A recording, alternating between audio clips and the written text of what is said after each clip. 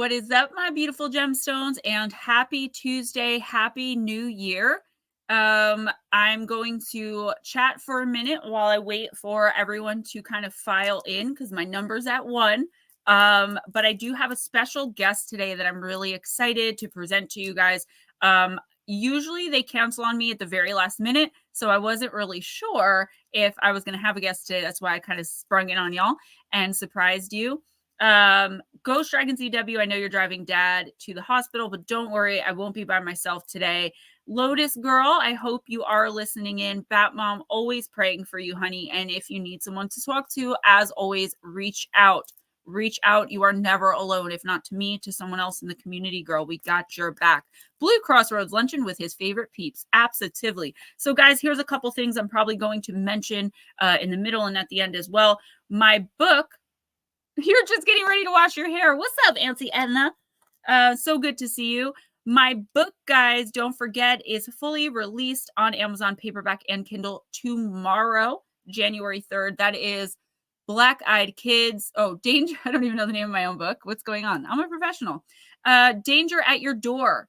Encounters with the Black-Eyed Kids. And guys, you are not going to want to miss it. You can order it off Amazon, again, Kindle or paperback, or if you want an autographed signed copy from me, hit me up through text or email. Danny, welcome. I will be on the Paranormal 60 next Monday night at 10 p.m. with Dave Schrader, one of my heroes and most favoritist people in the entire world. So let's talk about my guests today. My friend Ian is just someone I met casually through social media, and we had a lot of late night talks about so many different things. And he's just a really fun person who has this amazingly bright light. Thank you, Danny. I almost said Staten. Thank you, Aunt Edna. But the thing with Ian, why I wanted to bring him on, well, 2 reasons. Let me tell you the first one is that Ian recently kind of did what I did years ago and said, you know what, I'm going to start a YouTube channel. I don't know what it's going to be about, but I'm just going to go all in. And he did. And I think that's so amazing. So he needs 5 subscribers to get to 50 subscribers to be able to live stream on his own channel. So I'm hoping to get that for him today. And you'll learn more about his channel. And I'll put the name of the channel in the chat, of course, as soon as I bring him in. But the reason he's here is because Ian is a non-believer. He is an attorney, and he just has that scientific mind, kind of like if y'all remember from Spaced Out Radio, John Hudson, right? Just that beautiful, fantastic, overly analytical mind that can compute or does, I don't know. He totally understands like the concepts of everything, but he's a non-believer. Danny, good idea. Let me write that down. While he's talking, I'll go grab his link. It is called, I'll put it down, just the name of it before I put the link, and then I'm going to bring him in. Vixen Doe, what's up?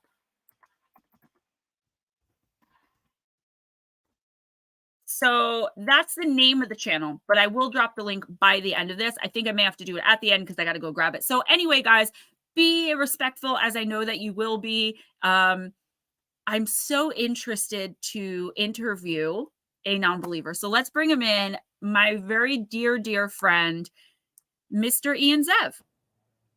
Hello. What a nice intro. I'm the only one said that nice stuff about me in a long time. So I got your back. Thank you. Love how you put friend of Gemma Jade. Why not? I am, right? Yes, you sure are. So Ian, tell us a little bit about yourself. Okay. I was born in New Jersey, to talk about the spirituality and, religion type things. I was born to my dad was always a hardcore atheist, and my mom would switch religions like she did her clothing. So I wasn't born with a set structure. And I remember the biggest argument I had with my dad as a kid was when he said, because I was born into a traditionally Jewish household, and I would always say, I don't believe this stuff at all. And they're like, and my dad, religious stuff. And my dad didn't either and was open about it, but it's like, you have to have a bar mitzvah. And I'm like, so you're saying I'm a man when I'm 13. Do I get to drive home? Where's No. my ladies? With my ladies, and I don't get to drive home. And is this just a cash grab for my old relatives on the way to the grave? Which I actually said that at 13. Didn't go over well. Hey, But Latro. but it kind, I mean, it kind of was.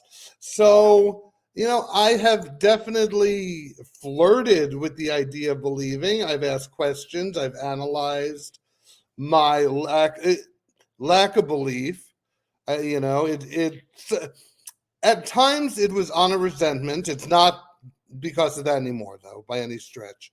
Okay. It's honestly how I feel. And I lived in Arizona for 5 years, okay, in my high school years.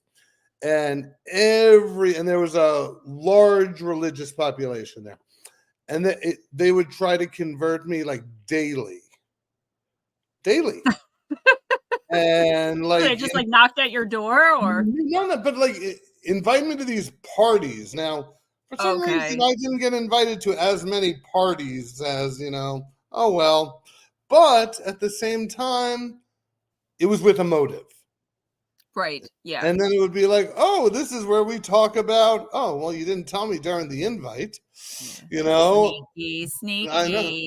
It was, but you know what? It gave me information to analyze, and I did analyze it. I've read various texts, and with an open mind.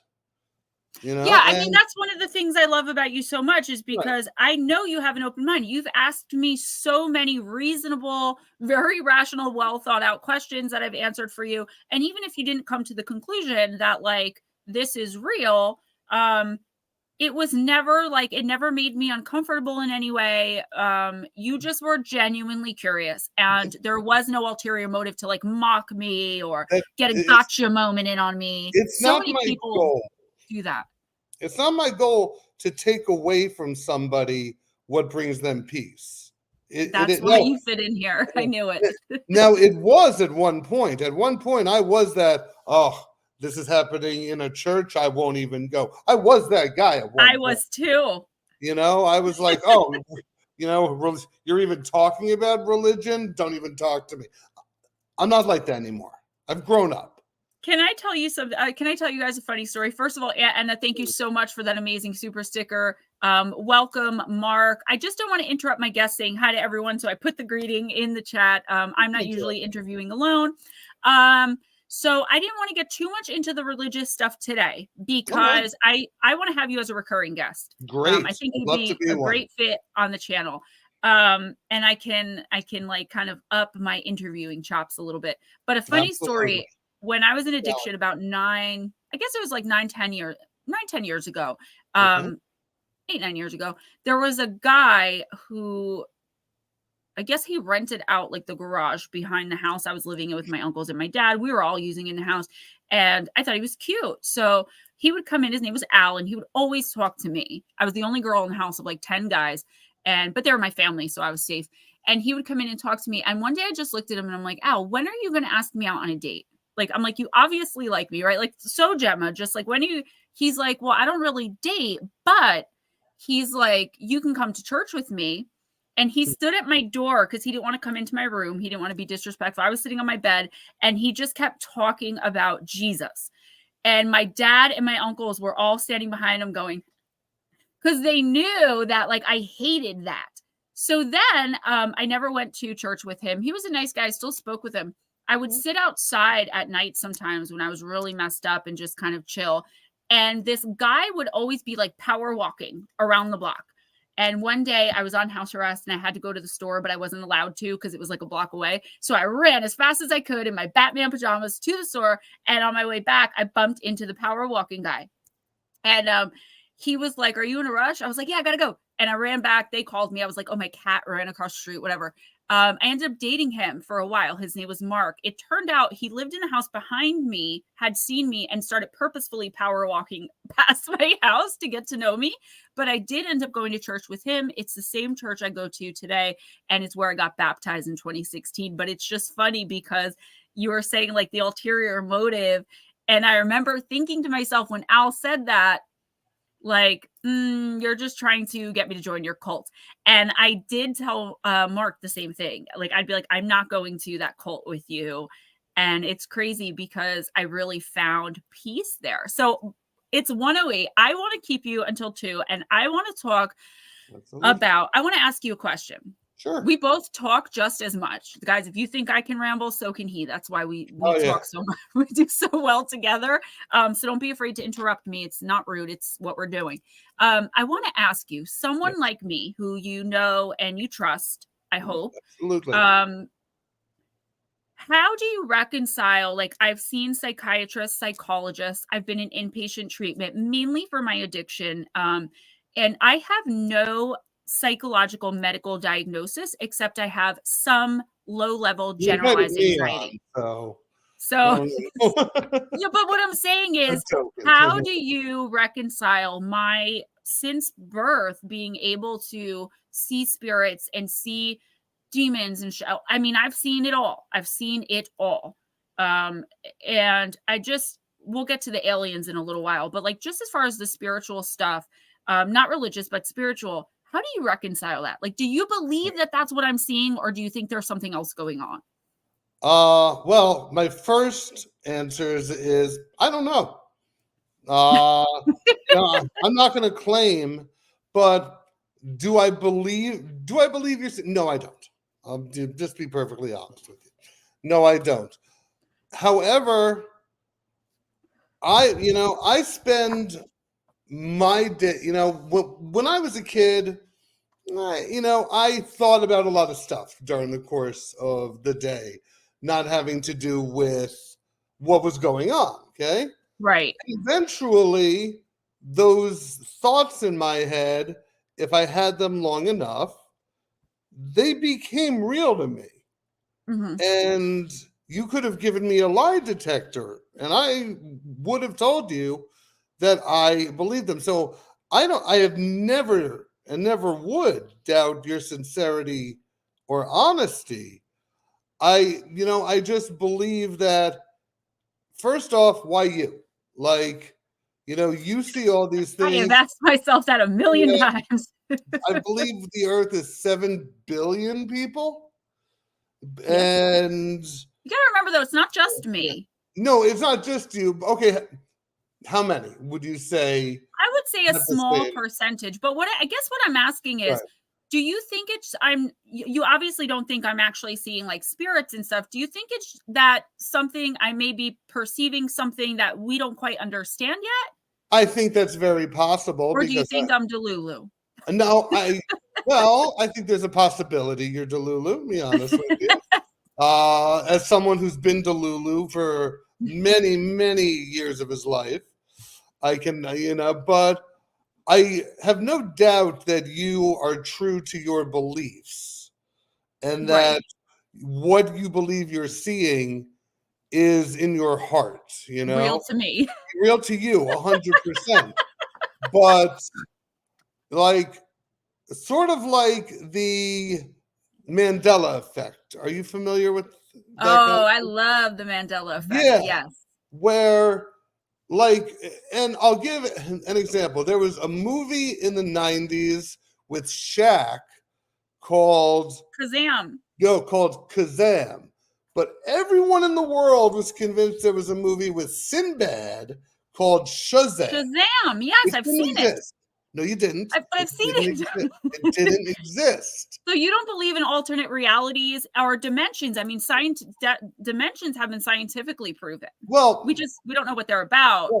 Because I think, let me explain that, and then the reason I ask about dimensions is because I've come to the conclusion personally that more than likely Mandela effects happen because people are inadvertently, accidentally, possibly dimension or timeline jumping.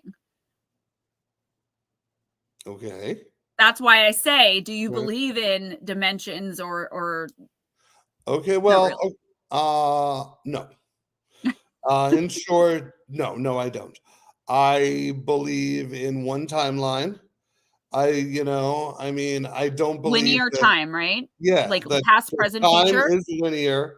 Who was the author who would always say in his books, "So it goes," which would mean past, present, and future are all happening simultaneously. Well, they Who- are. I don't. That's not a belief I have, and I'm going to go somewhere else and tell you I'm jealous of you in a way, but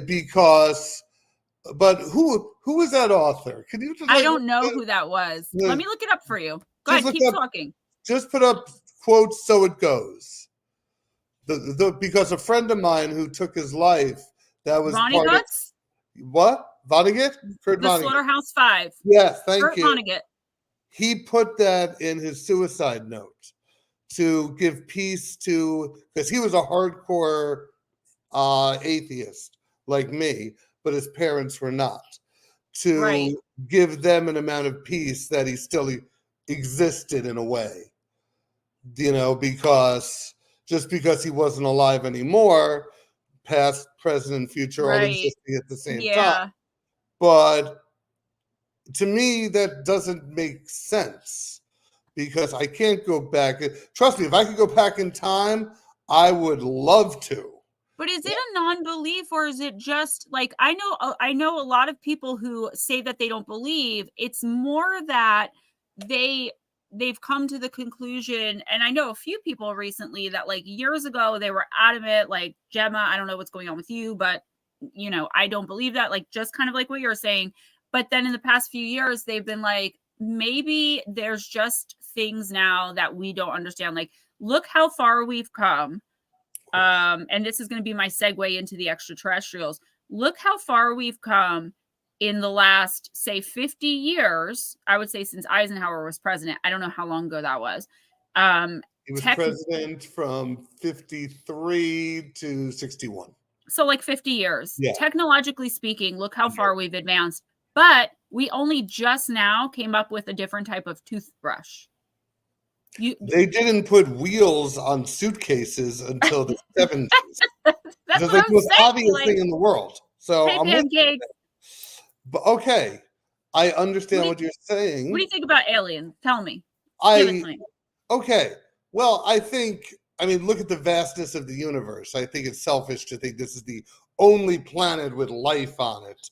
But do I think we're interacting with them? Do I think there's a secret relationship?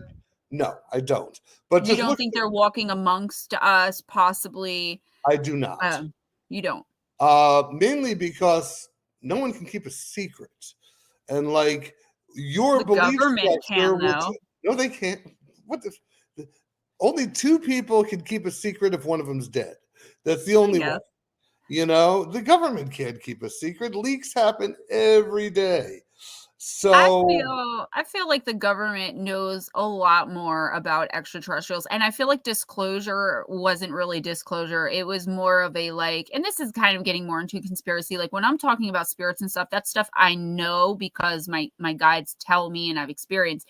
But with ETs, my experiences have been so different on like a whole other level. But I do feel like disclosure is going to be used as like another element to try and control us, because I feel like they lied through disclosure too, just to like tell us something to get us off their back. So what do you think about the millions of people that have had extraterrestrial? Not what do you think about the people personally, but what do you think about the fact that millions of people have claimed to have interacted with extraterrestrials? well, firstly, I can't group them all in one bundle, okay, and say there's one answer for all of them. You have some people who are just flat out lying for attention. That's true. I do And not I agree 100% I do not with put that. you on that list at all, but they exist. Who just, shock value, want to say something and have people go, wow. So I'd say let's cut half, okay? Just Okay. off the list right away, who were just And I agree with saying that. it I and they're 100% not true. agree. And then you have people, again, you're not on this list, who do suffer from a form of mental illness. Okay. I'm just taking notes here. Yeah. Okay. And who do, really believe they're interacting with something that's not there. And then there's motivation caused by pain, which I think is something you and I have both experienced, but it's led us to different directions. That we were in such a place in our lives where it was just pain, pain, pain, pain, that we just needed something to latch onto that wasn't pain. And you had an interest in this. So I assume this started for you as an interest and then became a belief. The extra, the spirits and stuff, I was drugging to numb it because I thought I was crazy. The church was telling me I was demonic. My dad was afraid of me and would go like this every time I'd say something to him. So I didn't want this gift, but this for me has been going on I remember my 4th birthday party, my grandpa was there and I was really excited to see him, except he had died when I was 6 months old. That's when this started. Now, the extraterrestrials, my entire life, I've had some kind of deeply ingrained terror of anything. I couldn't even watch Star Wars, anything to do with outer space, extraterrestrials, spaceships. I was scared. And about 2 years ago now, I'd say, I started having these very vivid dreams that I believe, but don't know for sure, but that I believe from everything I've researched are repressed memories, as well as this weird golf ball thing on the back of my knee that moves, that the doctors are like, every time I go to the doctor to get it like x-rayed because I thought it was water on my knee, there's nothing there. And then when I get home, it's back.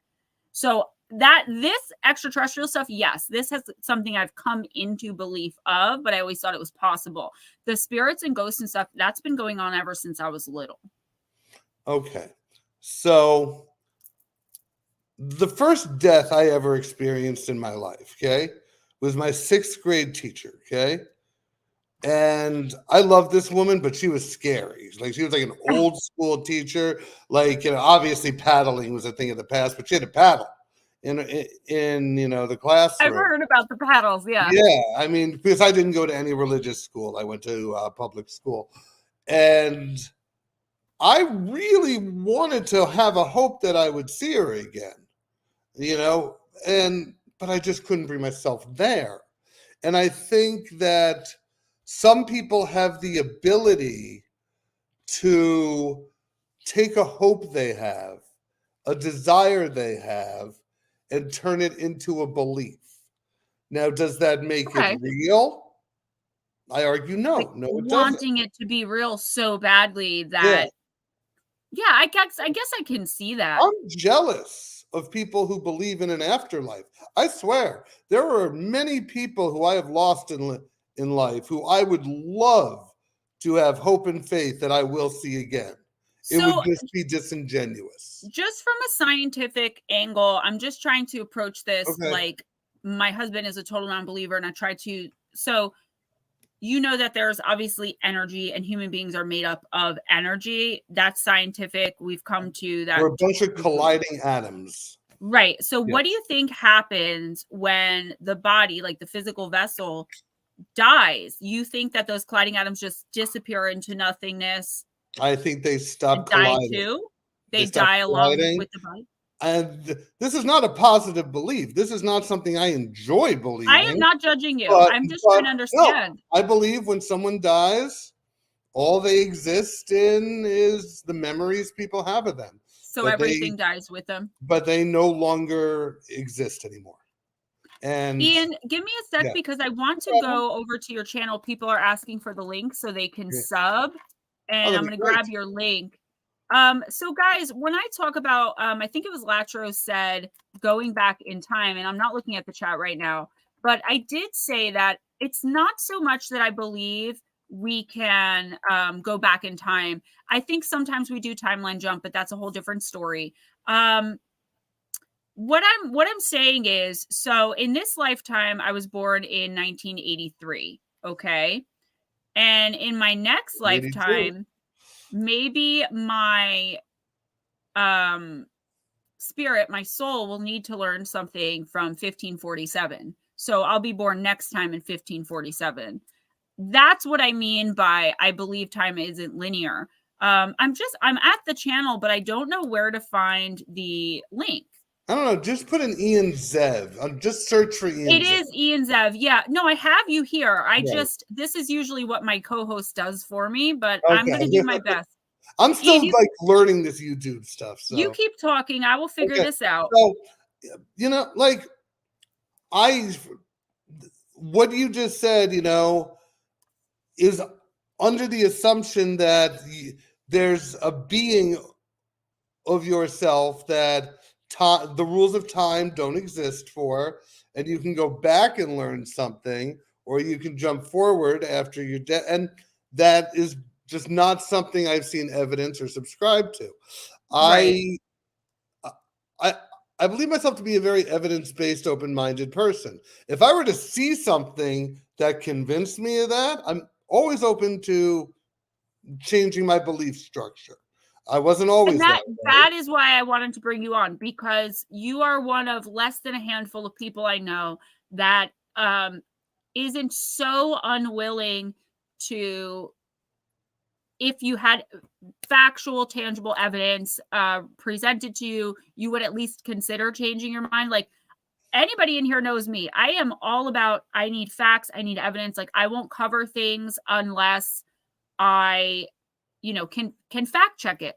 The problem with the paranormal community, and I say it all the time, is that it's very hard to, like, take Sasquatch, Bigfoot, for instance. The world basically has been seeing him since, at least on record, guys, I know it's been much more, the 1950s, right? So, but there's still no tangible actual evidence except for eyewitness testimony, some howling in the wind, and some footprints. But does that mean that he exists? I think you got your 50 subscribers now. Thank you, Edna. Thank you, everybody. You guys are so sweet. Thank you. Now he can go live. They could, I mean, people could be lying for attention. Most of them are, and yeah. I've definitely lied for attention in the past, but like a lot of people use the word, well, do you think it's possible that? And my answer is always yes, because the word possible is sort of an unfair word, because anything is possible. Anything. I could have been born in Jupiter, and my parents, I somehow ended up with my parents who were biologically connected to me because we did the 23andMe thing, and like anything's possible. Anything, like absolutely anything is possible. So for me, it's a spectrum of like how probability is it, and how probable, the probability of something, and I haven't seen it, and I haven't seen. I mean, you are honestly the only person I know and respect. Thank you. Who have this belief structure and visions. That's not enough evidence for me.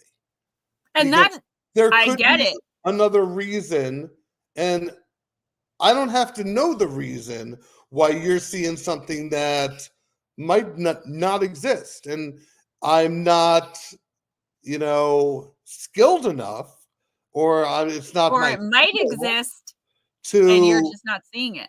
Yeah, but I believe if that was the case, I'd interact with a lot more people who would be saying. I feel like, can I tell you why when you said why me, like meaning why me? Yeah. I've asked myself that many times, and I've spoken to a couple of other mediums that I respect and trust, and we all kind of thought the same thing of, like, when we were created, however we were, something happened by accident, because in this community, the main belief is, for most people, not everybody, but the main belief is that we choose our parents, we chart our lives, having free will. If our free will leads us to that chart, that will be our best life, and we'll learn the most spiritually. But we are all born with recall of things like past lives, the ability to see spirits. But From the moment we're born, we're told there's no monster under your bed. Go back to sleep. There's no monster in your closet. Stop being such a baby. But for me, it wasn't, people weren't able to condition it away. I'm going to have to respectfully disagree with your premise there, because I believe that people, like 80% easy, are born into some sort of religious belief structure where they're taught to believe something they can't see. And I know we're trying to keep this off religion per se. Well, but with religion, it's more of what's up, Jules girl? With religion, it's like it's more about faith, right? So but the even devil in religion, is the monster under your bed. Even in religion, though, like, you're not supposed to be able to actually see any of this stuff going on. You have to take it all on faith. And if you see the devil, you're in big trouble, right? Religion doesn't come with, I don't know any religion, but I don't know them all, so I could be wrong, that comes with a belief in maybe Wiccan, but I don't know. Like seeing spirits. It's bad all throughout the Bible. I know Christianity does not accept it. And I went through a hell of a time with my church with it before they, enough of them came to acceptance that I felt comfortable going there. I don't go there and read people. I go there normal and I worship. But I don't think religions come with, that one detail of seeing spirits, seeing ghosts, seeing demons and devils. Okay. It emphasizes having a relationship with something you can't see. That was my first issue. How can you have a relationship with something that doesn't talk back? And my first experience with this was when I was brought to see my great grandmother, who was 103 and couldn't move, couldn't talk. Like, it wasn't 103 to aim for. Was it a good 103? It wasn't a good 103. Sorry. I couldn't form a relationship with her because she couldn't speak. She couldn't interact. She couldn't even use the bathroom without having, a medical professional help her. So we are conditioned, I believe, to have a relationship with something we can't see. And we're taught that that's okay. And that's what a lot of parents expect. Our generation is really the first one to sort of not break off from like 100% what their family believed. Not conform. Yeah, I agree. With religion, though, I will just say, because I wrote down a question I want to ask you. I can't wait. And we have plenty of time. With religion, I just want to say, and of course you can respond. For me, I used to say that same thing. Like, okay, he rose from the dead, so this zombie. I used to make fun of it and mock it. I'd be like, this zombie guy is like, and once I came to being baptized, and guys, I'm not trying to trigger anyone. We'll be talking about religion for like 5 minutes, and it might be scattered through. You guys know me. So don't worry. Yeah, and I'm a former atheist, but I know the minute that I was baptized, it wasn't about, do you know, seeing spirits and everything that I see in devils and demons? I've never seen Jesus, but I have looked back and seen the ways, and you might call this coincidence, but I've seen the ways that he's works in my life and that he still works in my life, right down to one of my children being born with a very rare and very bad heart defect that they were like, we don't know where this is going to lead for your child. So that was when he was about 3 months old. I got down and prayed and I said, I'm never going to touch another drug again if you just heal him. And the next month, his heart was completely healed. They had no idea how it happened. The doctor said it's like a miracle. We don't know, like medically can't explain this. I never touched a drug again. And that son, all of my kids are extremely healthy and very well. To me, that's Jesus working in my life. Through my child. But I think to a lot of non-believers, I know for me, it was like, well, that's just it. My ex would even say it. He'd be like, it couldn't possibly be that you got your life together and now things are just going good. Okay, but how about I'm sorry, I have to. Go ahead. How about the thousands of other examples who, let's say, had a child who was born with a genetic deformity, I have an answer.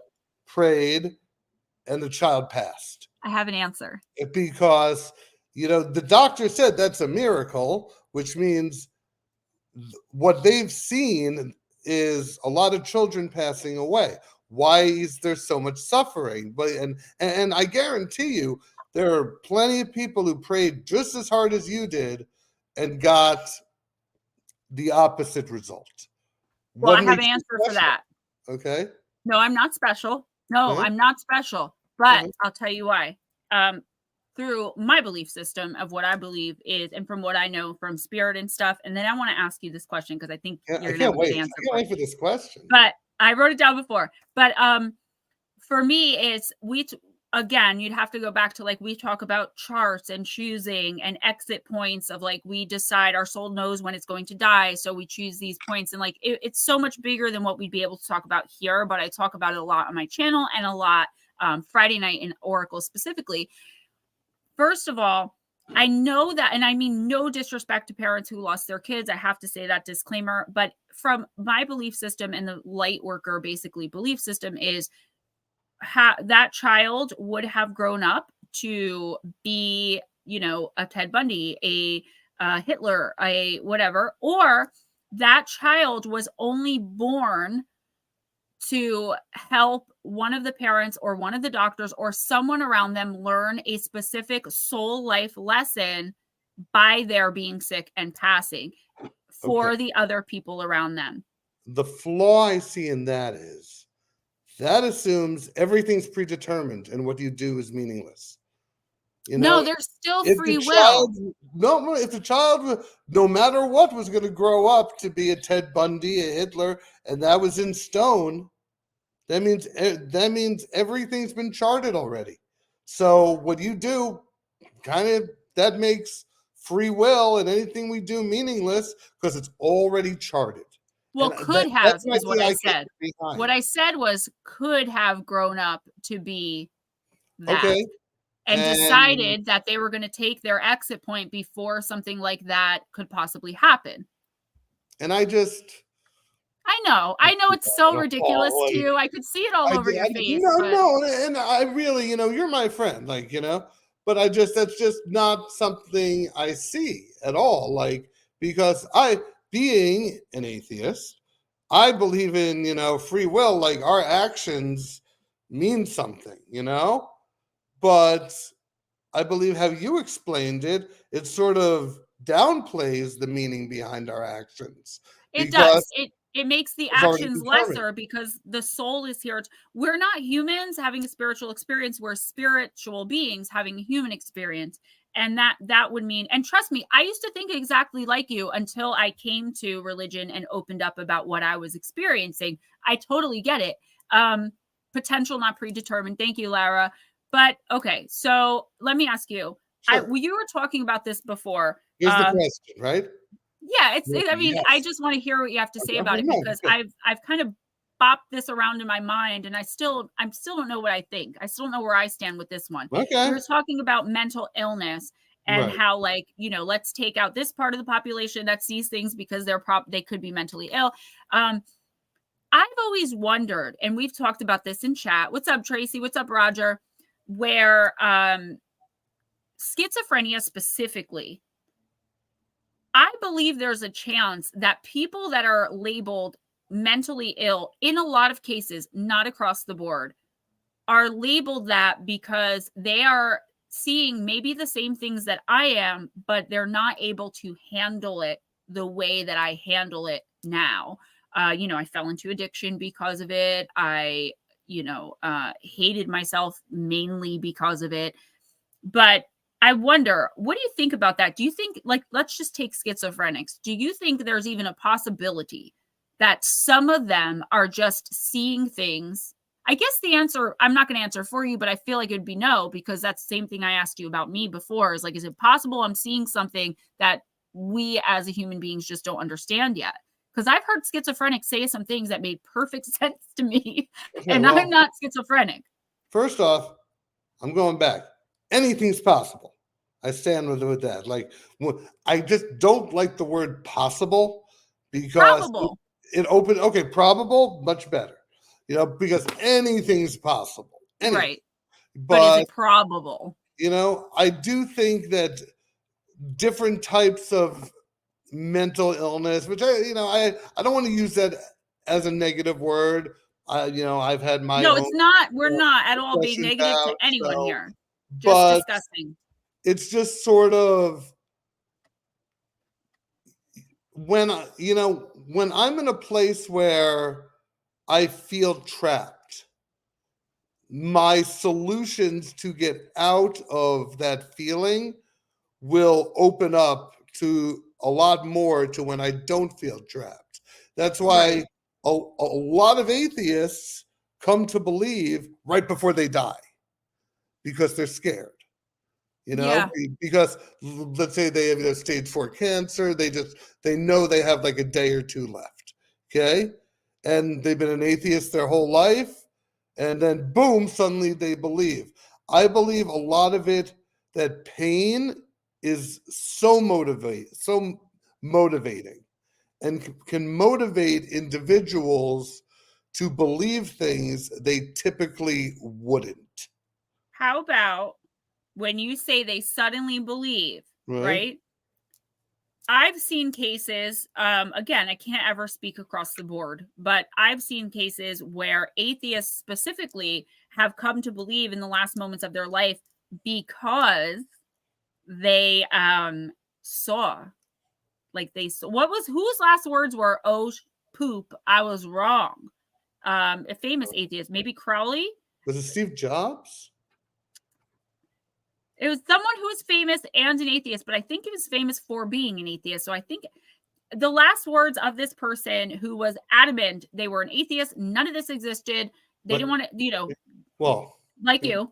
I mean, you're open to interpretation, but because for me, I know that at least it's about 3 to 4 months before you die, the soul acknowledges you're going to die. So that's when I'll start seeing people with like little flies, and they start to smell to me, and I know they're going to die. So within 3 to 4 months. So the soul knows they're going to die, starts preparing, and then towards the end, like I saw it recently with my uncle, their loved ones who have already passed, they'll start seeing them everywhere. This happens a lot. You can look this one up. This one has, not fact-based evidence, but they're seeing and I believe that's the family preparing them to go to the other side, which is not up in the sky. It's about 3 inches above our own ground, just in a different dimension. Which is not how I see it, because, just look at people who suffer from Alzheimer's and dementia. They'll remember what they had for breakfast 70 years ago, but won't remember what they had for breakfast today. That's where nonlinear time comes in. No, because their memories, it's a physical part of their sickness, that they're losing what's up front. So, and then eventually basic human functions go. So when someone's dying, I don't know, without getting too personal, have you ever been in the room when someone died? Yes. Me as well. One person, my uncle. And like, he was talking about things from his, he was coughing, and he had just had a brain hemorrhage. Okay. Did he have Alzheimer's, or what was the cause of death? He was 57, and he just had a brain hemorrhage just due to a very unhealthy lifestyle. And so right near the end, he coughed, not to get graphic, but he just coughed up a bunch of, and said things from his childhood. Like, he, not even knowing that who was in the room at the time, which was me, my mother, and my girlfriend at the time. And so I believe that when someone passes, the atoms stop hitting each other. Everything shuts down. And everything shuts down, but it doesn't happen in one shot, unless, of course, you jump into a vial of acid or something. Okay? So in that time when someone passes, it takes, with my uncle, it took half an hour. Okay. And in that, the atoms went from hitting each other, to slowing down, to stopping. And And you that believe that the energy around a person, like the atoms, as you call them, like they just die with the person and that's the end. Oh my God, that's so sad. oh, I don't like believing That's this. so This sad. is not something I enjoy. I always say, if I could believe in an You afterlife, do always say I that, though. would. I know you do. I would, but I can't. It would be disingenuous of me. And Mhm. the one thing I refuse to be, because I spent quite a few years of my life being disingenuous, I respect it. I do. is being disingenuous. Like one thing, back to religion sort of thing. I can't. There's only one argument I can't stand when it comes to religion is, well, don't you want to hedge your bets and make just in case? Oh, who said that? That's C.S. offensive Lewis. to me. He said if I believe in God and I got it wrong, I have a life well lived. But Yeah, if I believe in God and got it right, all the better. Something like that. and And I you know think what? that's beyond I can offensive. see, guys, that's the equivalent for me of someone telling an abuse victim, just leave. Why don't you just leave? Yeah. It is. I could see how that would If be I offensive. could It's like believe in the basically stuff I looking want, down on you and being like, I do see how that could be very offensive. And I do try to tread lightly with people, like even with the spiritual stuff.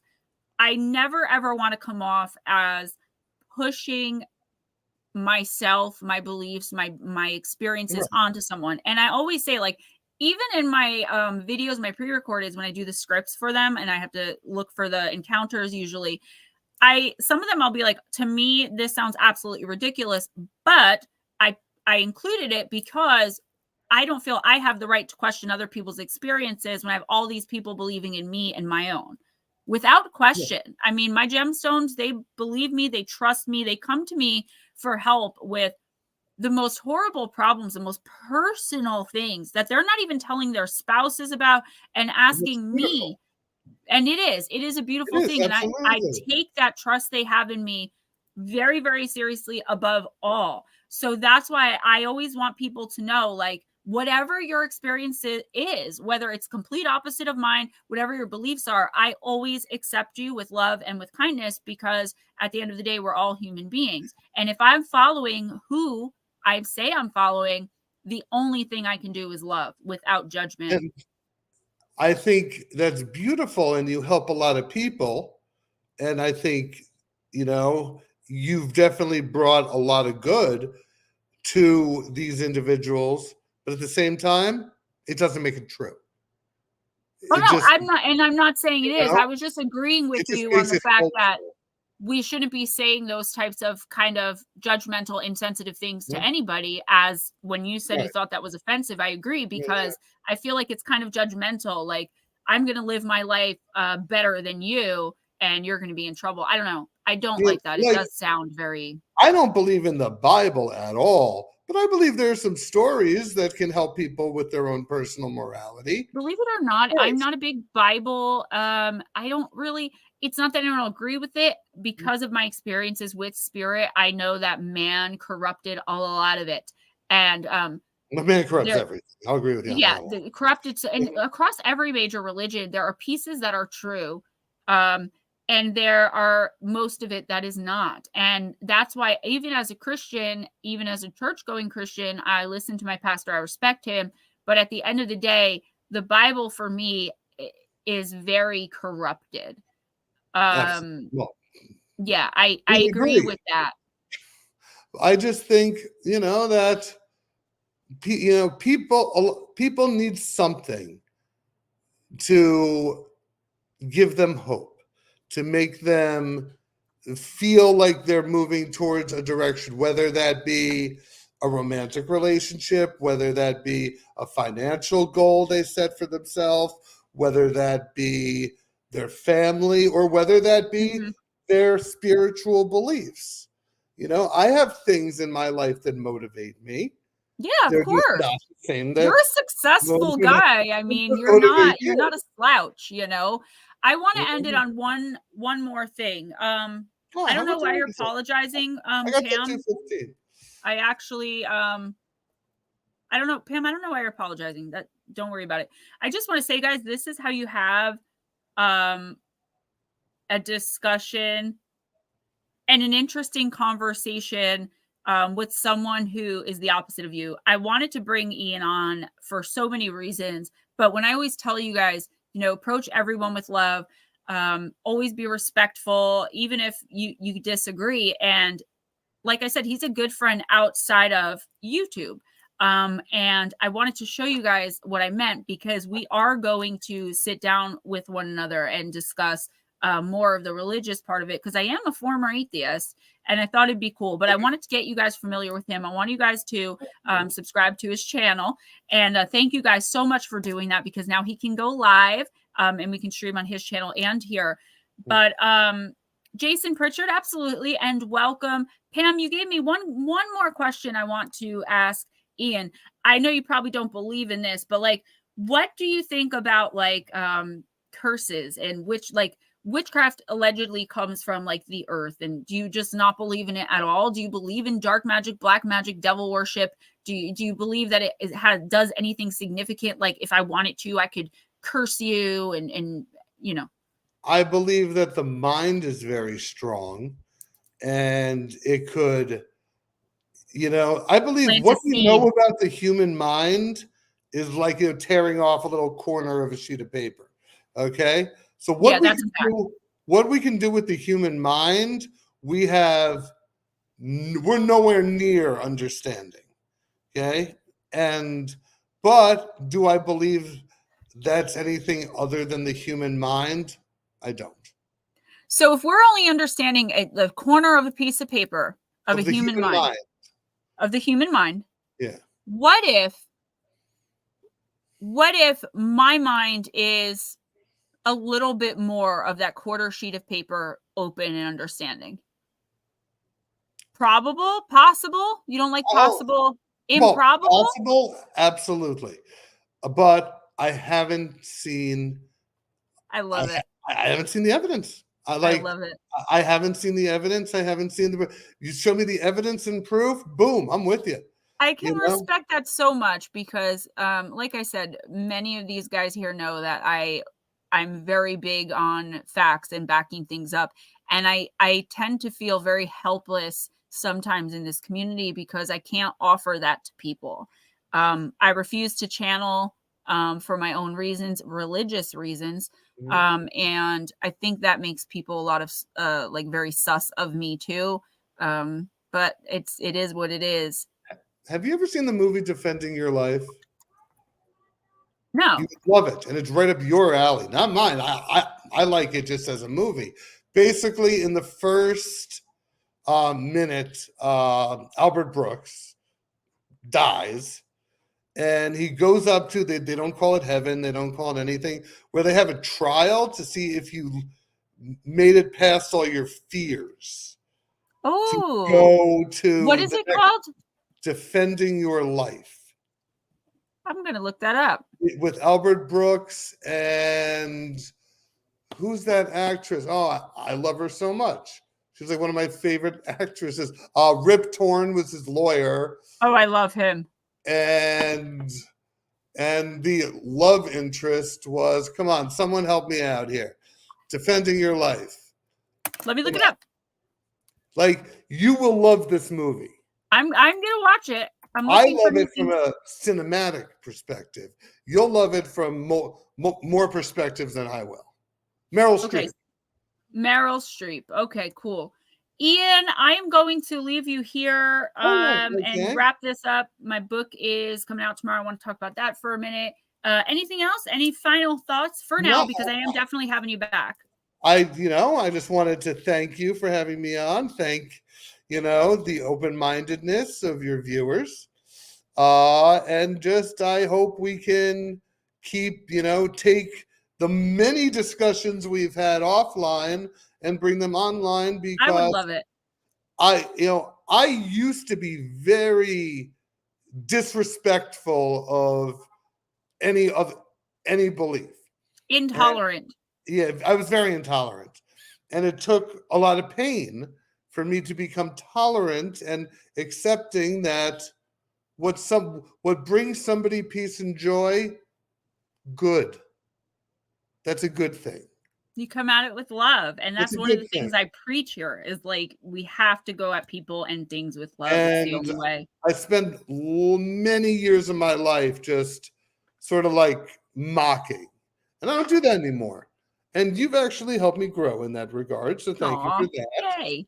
But and it's definitely just a discussion I would like to continue and go into other. Oh, for sure. And I would love to have Steven here as well, because I think he's normally with me on Tuesdays. He would be,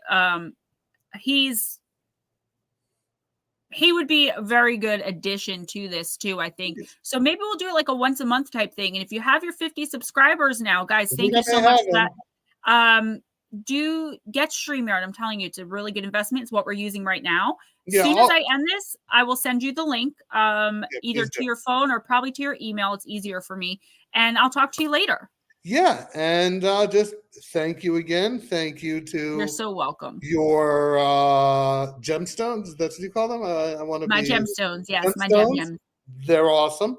So, and I'm sure we will do some Monday morning quarterbacking about this later. And I would love it. Absolutely. I'll talk to you later, sweetie. All the best. Much love. Bye-bye. He's so sweet. Thank you everyone for coming in and hanging out and listening to that amazing chat. It's just like that communication with someone who's a non-believer has always been really hard for me because I always feel very small around non-believers, but not Ian. And that's why I wanted to bring him on to you guys. So you guys, thank you so much for coming in. And thank you so much for the tremendous donation. I just want to tell you guys one more time, because I'm super duper excited. My book, Danger at Your Door, Encounters with the Black-Eyed Kids, is available tomorrow. And of course, I will post it up the minute it goes live on Amazon. If you want autographed signed copies, just email or text me. And I will get them out to you for sure. PayPal and Cash App always open. Donations always welcome. Yeah, and me too. I've been working on it for about a year now. And he has really come a very long way. I'm not really trying to convert him, but just like understanding a little bit more where we are coming from in this community and trying to understand more where he's coming from. Because I was at where he was at. That's why it's much easier for me to understand that. So I'm going to go backstage and say goodbye to him. I will be on the Paranormal 60 with Dave Schrader on January 8th, next Monday at 10 p.m. Eastern. Lara, I didn't forget about you. If you're still listening, guys, I love you all so much. Mama Cindy, yes, please do. It's epic. I love it. Love you guys. Keep watching the shorts. Keep liking the shorts. Listener Encounter 16 coming on Monday. 24 hours for everybody. Then it's going into a members only. So make sure if you're not a member, you watch it so you don't miss it. And for my regular pre-recorded, I don't remember what I was doing. I'll bring it up at another time. Friday Live Intuitive Oracle at 7:15 p.m. Eastern. Bye-bye, guys. Don't make any resolutions. Yes, yeah, end up, please. No resolutions. Set intentions. Insist to the universe upon what you want and expect it like you expect the sun to rise. Wake up in the morning expecting. That's it. As long as you're putting the work behind it, you guys got this. Love you all. Bye-bye.